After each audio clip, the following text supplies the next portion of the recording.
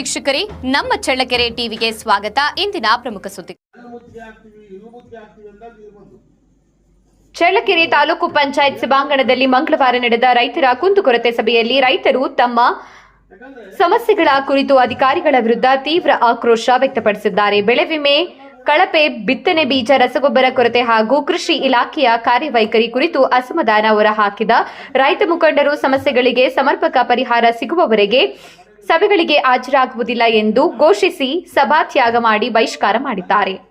ಅಖಂಡ ಕರ್ನಾಟಕ ರಾಜ್ಯ ರೈತ ಸಂಘದ ರಾಜ್ಯಾಧ್ಯಕ್ಷ ಸೋಮಗುದ್ದು ರಂಗಸ್ವಾಮಿ ಮಾತನಾಡಿ, ಬೆಳೆ ವಿಮೆ ಪಾವತಿಸಿದ ರೈತರಿಗೆ ಪರಿಹಾರ ದೊರೆತಿಲ್ಲ. ವಿಮೆ ಕಂಪನಿಗಳ ಪ್ರತಿನಿಧಿಗಳೇ ಸಭೆಗೆ ಗೈರಾಗಿರುವುದರಿಂದ ಇಂತಹ ಸಭೆಗಳ ಉದ್ದೇಶವೇ ಪ್ರಶ್ನಾರ್ಥಕವಾಗಿದೆ ಎಂದು ಆರೋಪಿಸಿದ್ದಾರೆ. ಕರ್ನಾಟಕ ರಾಜ್ಯ ರೈತ ಸಂಘ ಉಪಾಧ್ಯಕ್ಷ ಕೆಪಿ ಭೂತಯ್ಯ ಮತ್ತು ರೈತ ಸಂಘದ ಹಾಗೂ ಹಸಿರು ಸೇನೆ ರಾಜ್ಯ ಉಪಾಧ್ಯಕ್ಷ ರೆಡ್ಡಿಹಳ್ಳಿ ವೀರಣ್ಣ ಸಭೆಯಲ್ಲಿ ಮಾತನಾಡಿದರು.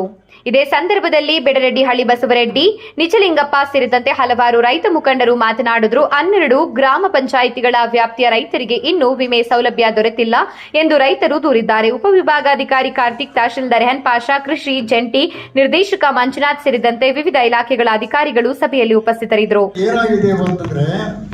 ರೈತರ ಕೃಷಿಗೆ ಸಂಬಂಧಪಟ್ಟಂಗೆ ಬೇಲಿಯದ್ದು ಹೊಲ ಮೇಯುತ್ತೆ ಅನ್ನೋ ಒಂದು ವಿಚಾರವನ್ನ ತಾವು ನಮಗೆ ಕಾಣ್ತಾ ಇದೆ. ಯಾಕಪ್ಪ ಅಂದರೆ ಇವತ್ತು ಏನು 22-23ನೇ ಸಾಲಿನಲ್ಲಿ ಏನು ರೈತರಿಗೆ ಬಂದಂಥ ಬೆಳೆ ವಿಮೆ ಒಳಗಡೆ ಏನು ಒಂದು 104 ಜನ ಏನು ರೈತರ ಹಣವನ್ನು ಬೇರೆ ಅವರ ಖಾತೆಗೆ ಬಂದ ಹಣವನ್ನು ಬೇರೆಯವರಿಗೆ ವರ್ಗಾವಣೆ ಮಾಡಿ ಅವರು ರೈತರಿಗೆ ಮೋಸ ಮಾಡಿರ್ತಕ್ಕಂಥ ವಿಚಾರವನ್ನು ಕೂಡ ನಮ್ಮ ಜಿಲ್ಲಾ ಅಧಿಕಾರಿಗಳಿಗೂ ಕೂಡ ಗಮನಕ್ಕೆ ತಂದಿದ್ದೀವಿ, ತಾಲೂಕು ಆಡಳಿತಕ್ಕೂ ಕೂಡ ಗಮನ ತಂದಿದ್ದೀವಿ. ಆದರೂ ಪತ್ರಿಕಾ ಮಾಧ್ಯಮದವರೆಗೂ ಈ ಎಲ್ಲ ವಿಚಾರಗಳನ್ನು ಗೊತ್ತಾಗಿದೆ. ಆದರೆ ಇಲ್ಲಿಯವರೆಗೆ ಏನು ಆಗಿದೆ ಏನು ಆಗಿಲ್ಲ ಅನ್ನೋ ವಿಚಾರಗಳು ಯಾರ ಗಮನಕ್ಕೂ ಇನ್ನೂ ಹೊರಗಡೆ ಬಂದಿಲ್ಲ. ಹಾಗೆ ಏನು ಇವತ್ತು 25-26ನೇ ಸಾಲಿನಲ್ಲಿ ಕೂಡ ನಮ್ಮ ಚಳ್ಳಕೆರೆ ತಾಲೂಕಲ್ಲಿ ಏನು ಬೆಳೆ ವಿಮೆ ಕಟ್ಟಿದ್ರು, ಇವತ್ತು 36,700 ಜನ ರೈತರು ಬೆಳೆ ವಿಮೆಯನ್ನು ಕಟ್ಟಿರ್ತಕ್ಕಂಥದ್ದು ಎಲ್ಲ 40 ಪಂಚಾಯತಿ.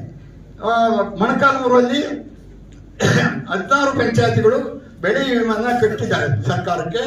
ಆದರೆ ಇಲ್ಲಿ ಬಂದಿರತಕ್ಕಂಥ ತಾರತಮ್ಯ ಏನಪ್ಪ ಅಂದರೆ ನಮ್ಮ ಚಳ್ಳಕೆರೆ ತಾಲೂಕಲ್ಲಿ 12 ಪಂಚಾಯತಿಗಳಿಗೆ ಪರಿಹಾರ ಬಂದಿಲ್ಲ ಅಂತ ವರದಿಗಳನ್ನು ಕೊಟ್ಟಿದ್ದಾರೆ. ಆದರೆ ಮೊಣಕಾಲ್ಮೂರಲ್ಲಿ 13 ಪಂಚಾಯತಿಗಳಿಗೂ ಕೂಡ ಬೆಳೆ ವಿಮೆ ಕೊಡೋಕ್ಕಾಗಲ್ಲ, ಅಲ್ಲಿ ಉತ್ಕೃಷ್ಟವಾದ ಬೆಳೆ ಆಗಿದೆ ಅಂತ ವರದಿಗಳನ್ನು ಕೂಡ ಕೊಟ್ಟಿದ್ದಾರೆ. ಆದರೆ ಇಲ್ಲಿ ನಮಗೆ ಗಮನಕ್ಕೆ ಬಂದಿರೋದೇನಪ್ಪ ಅಂದರೆ ನಮ್ಮ ಚಳ್ಳಕೆರೆ ತಾಲೂಕಲ್ಲಿ ಹಿರಿಯಳ್ಳಿ ಪಂಚಾಯತಿ ಒಳಗಡೆ ಅದು ಬೆಳೆ ಉತ್ಕೃಷ್ಟವಾದ ಬೆಳೆ ಬಂದಿದೆ, ಅಲ್ಲಿ ಯಾವ ಕೂಡ ಬೆಳೆ ಪರಿಹಾರ ಬೆಳೆ ವಿಮೆಯನ್ನು ಕೊಡೋಕ್ಕಾಗಲ್ಲ ಅಂತ ಹೇಳಿದ್ದಾರೆ.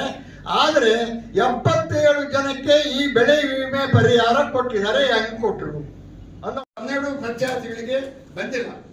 ಜಿಲ್ಲಾಧಿಕಾರಿಗಳು ರೈತರ ಚಳವಳಿಗಳಿಗೆ ಏನೇ ನಾವು ಕಷ್ಟ ಕಾರ್ಪಣ್ಯಗಳಿಗೆ ನಾವು ಚಳವಳಿ ಹೋರಾಟಗಳನ್ನು ಮಾಡುವುದು ಸಹಜ. ಯಾಕಪ್ಪ ಅಂದರೆ ಸರ್ಕಾರಗಳು ರೈತರಿಗೆ ಸ್ಪಂದಿಸಿದ್ರೆ ನಾವು ಚಳವಳಿಗಳನ್ನ ಮಾಡಿ ಹೋರಾಟ ಚಳವಳಿಗಳನ್ನ ಮಾಡ್ತಕ್ಕಂಥ ಅವಶ್ಯಕತೆ ಇರಲಿಲ್ಲ.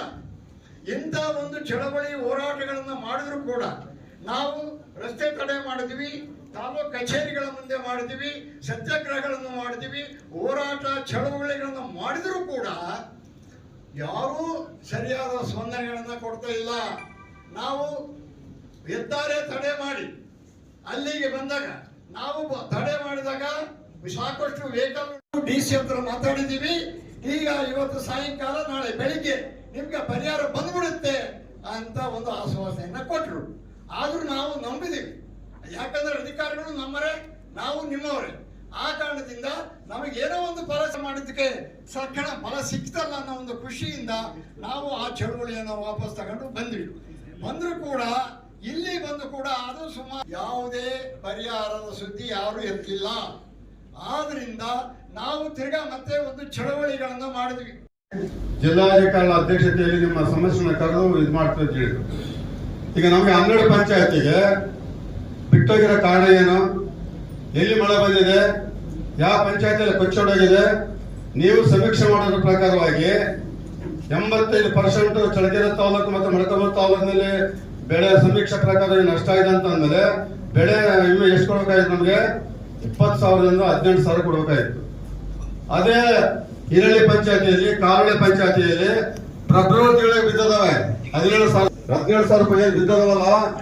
ಹಿರಳ್ಳಿ ಪಂಚಾಯತ್ಗೆ, ಕಾರಳೆ ಪಂಚಾಯತ್ಗೆ, ಅಲ್ಲಿಗೆ ಅದೇ 12 ಪಂಚಾಯತ್ ಅಲ್ಲ, ಇಡೀ ಚಳ್ಳಕೆರೆ ತಾಲೂಕು ಎಲ್ಲಾ ಪಂಚಾಯತ್ಗಳನ್ನು 17,000 ರೂಪಾಯಿ ಅಂತ ಹಾಕ್ಬೇಕು. ಅದು ವಿಮಾ ಕಂಪನಿಯ ನಿಯಮ.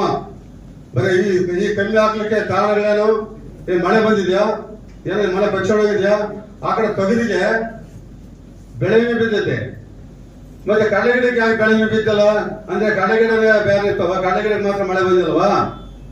ತೊಗರಿಗಿಡಕ್ಕೆ ಮಾತ್ರ ಮಳೆ ಬಂದಿಲ್ವಾ? ಕಡಲೆಗಿಡಕ್ಕೆ ಮಳೆ ಬಂದೈತಾ? ಇದು ಅವೈಜ್ಞಾನಿಕ ನೀತಿ ಇರೋದ್ರಿಂದ ಈ ಸಭೆಯಲ್ಲಿ ಚರ್ಚೆ ಮಾಡುವಂತದ ಯಾವ ವಿಷಯಗಳಿಲ್ಲ. ನಮಗೆ ಫಸ್ಟ್ಗೆ 12 ಪಂಚಾಯತ್ಗಳಿಗೆ 17,000 ರೂಪಾಯಿ ಅಂತ ಹಾಕ್ಬೇಕು. ಉಳಿದ ಪಂಚಾಯತ್ ಕಮ್ಮಿ ಹಾಕಿರೋ ಪಂಚಾಯತ್ಗಳಿಗೆ 17,000 ರೂಪಾಯಿ ಅಂತ ಭರ್ತಿ ಮಾಡಬೇಕು. ಅದು ಇಲ್ಲ ಅಂದ್ರೆ ಮುಂದಿನ ದಿನಗಳಲ್ಲಿ ಯಾರನ್ನು ಬೆಳೆ ವಿಮೆ ಕಟ್ಟಕ್ಕೆ ರೈತರು ಮುಂದೆ ಬರ್ತಾ ಇಲ್ಲ. ಇದು ಒಂದು ವ್ಯಾಪಾರದ ವಸ್ತು ಆಗುತ್ತೆ.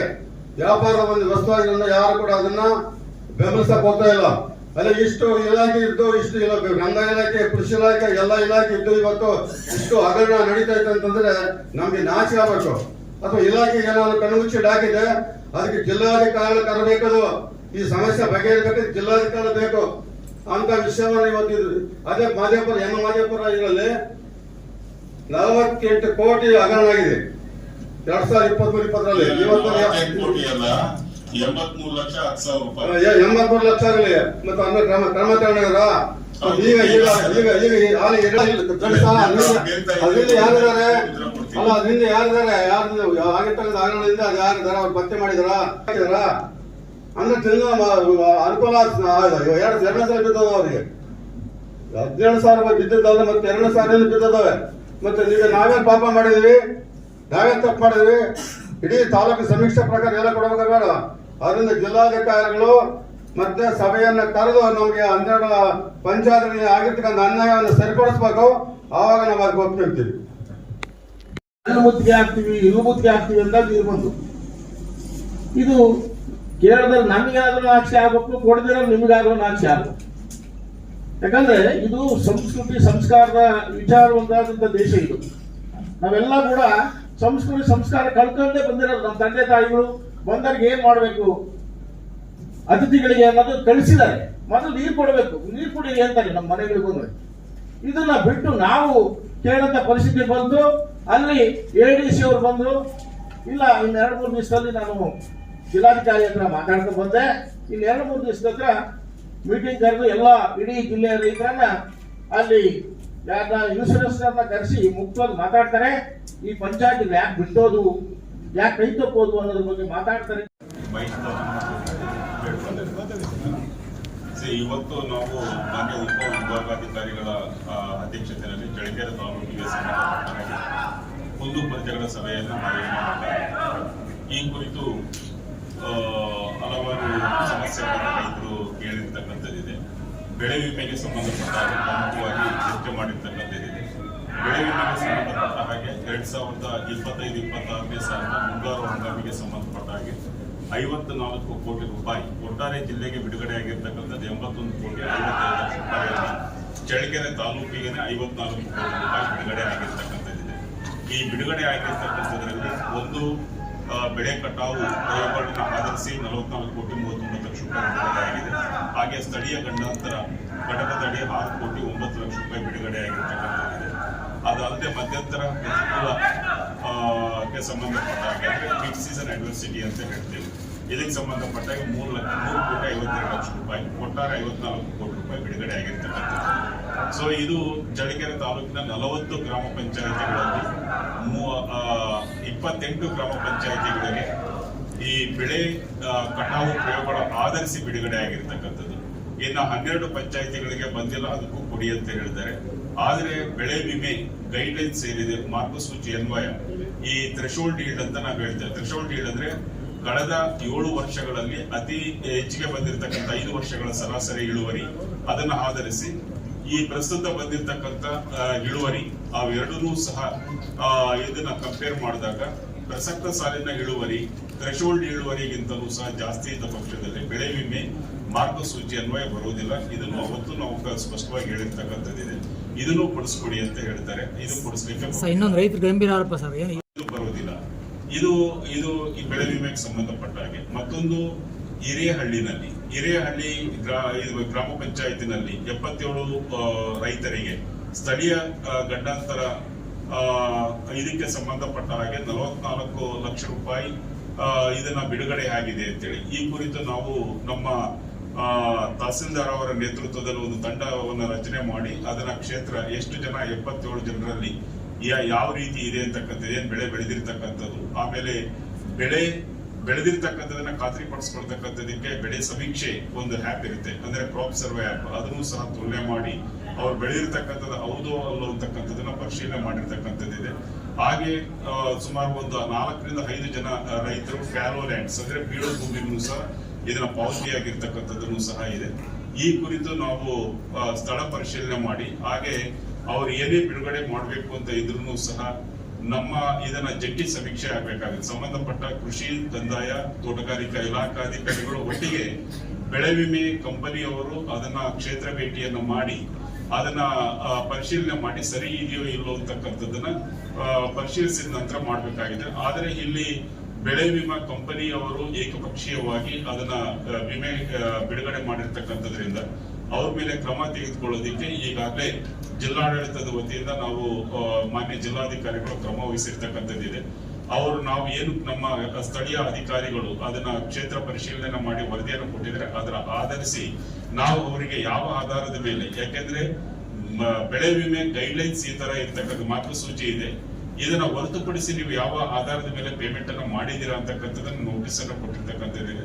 ಅದರ ಮೇಲೆ ಅವ್ರು ಏನು ಕೊಡ್ತಾರೆ, ನಾವು ಅವ್ರಿಗೆ ಈ ಹಿಂದೆನೂ ಸಹ ಇದೇ ತರ ಪಿ ಮಹದೇವಪುರದಲ್ಲಿ 2022-23 ಸಾಲಿಗೆ ಸಂಬಂಧಪಟ್ಟ ಹಾಗೆ ನಡೆದಿತ್ತು. ಅಲ್ಲಿನೂ ಸಹ 83,10,000 ರೂಪಾಯಿ ನಾವು ರಿಕವರಿಯನ್ನ ಮಾಡಿರ್ತಕ್ಕಂಥದ್ದಿದೆ. ಅದೇ ರೀತಿ ಇಲ್ಲಿನೂ ಸಹ ಕ್ರಮ ಜರುಗಿಸ್ತಕ್ಕಂಥ ಕೆಲಸವನ್ನ ನಾವು ಮಾಡ್ತೇವೆ. ಬೆಳೆ ವಿಮೆಗೆ ಸಂಬಂಧಪಟ್ಟ ಹಾಗೆ ಇದು ಒಂದು ಇದೆ. ನಾವು ಅವರು ಏನು ಎಕ್ಸ್ಪ್ಲನೇಷನ್ ಅನ್ನ ಅವರ ಒಂದು ಯಾವ ಆಧಾರದ ಮೇಲೆ ನಾವು ಬಿಡುಗಡೆ ಮಾಡಿದ್ದೀವಿ ಅಂತ ಕೊಟ್ಕೊಂಡ್ರೆ ಇನ್ನು ಮುಂದಿನ ತನಿಖೆಯನ್ನು ನಾವು ಪ್ರಾರಂಭ ಮಾಡಿ ಅದನ್ನ ತಾರ್ಕಿಕ ಅಂತ್ಯಕ್ಕೆ ತೆಗೆದುಕೊಂಡು ಹೋಗೋದಕ್ಕೆ ಸಾಧ್ಯ ಆಗುತ್ತೆ. FID ಅಂತಕ್ಕಂಥದ್ದು ಯಾವುದು ಹಿಂದೆ ಇದನ್ನ ಲಾವಣಿ ಮಾಡ್ತಕ್ಕಂಥವ್ರು ಸಹ ಇದನ್ನ ಬೆಳೆ ವಿಮೆನಲ್ಲಿ ತೊಡಗಿಸ್ಕೊಳ್ಳಿ ಅಂತಕ್ಕಂಥದಕ್ಕೆ ಸರ್ಕಾರ ಒಂದು ಅವಕಾಶ ಕಲ್ಪಿಸ್ಕೊಟ್ಟಿತ್ತು. ಆ ಒಂದು ಇದನ್ನ ತೆಗೆದಿದೆ.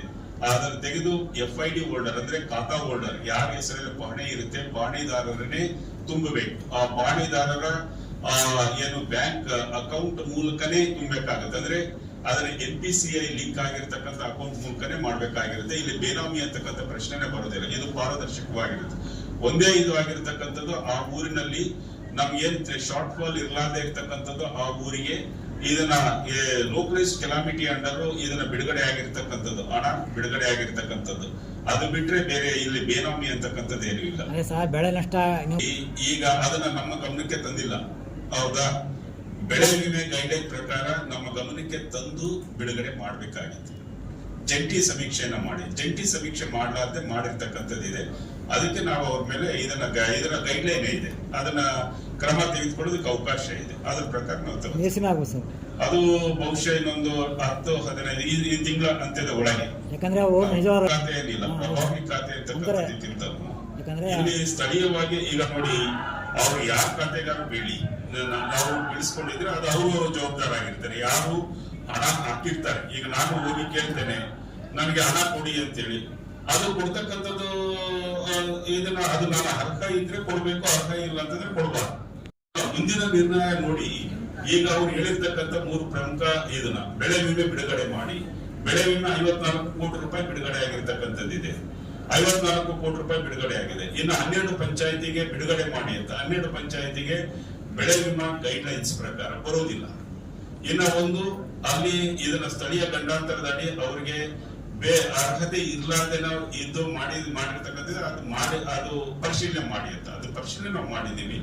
ಇನ್ನ ಅವ್ರ ಮೇಲೆ ಇದನ್ನ ಕ್ರಮ ತೆಗೆದುಕೊಳ್ಳೋದಕ್ಕೆ ನಮ್ಗೊಂದು 10-15 ದಿನ ಬೇಕಾಗುತ್ತೆ.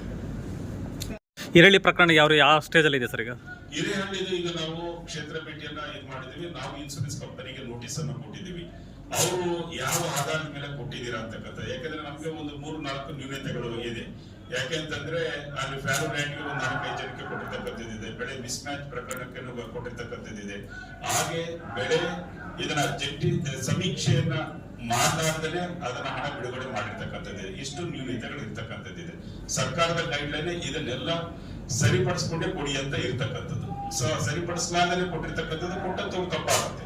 ಅವ್ರು ಕೊಟ್ಟಂತವ್ರು ಅಂದ್ರೆ ಇನ್ಸೂರೆನ್ಸ್ ಕಂಪನಿಯವ್ರದ್ದು ತಪ್ಪಾಗುತ್ತೆ. ಇನ್ಸೂರೆನ್ಸ್ ಕಂಪನಿಯವರು ಇಲ್ಲಿ ನೇರ ಹೊಣೆಗಾರರಾಗ್ತಾರೆ.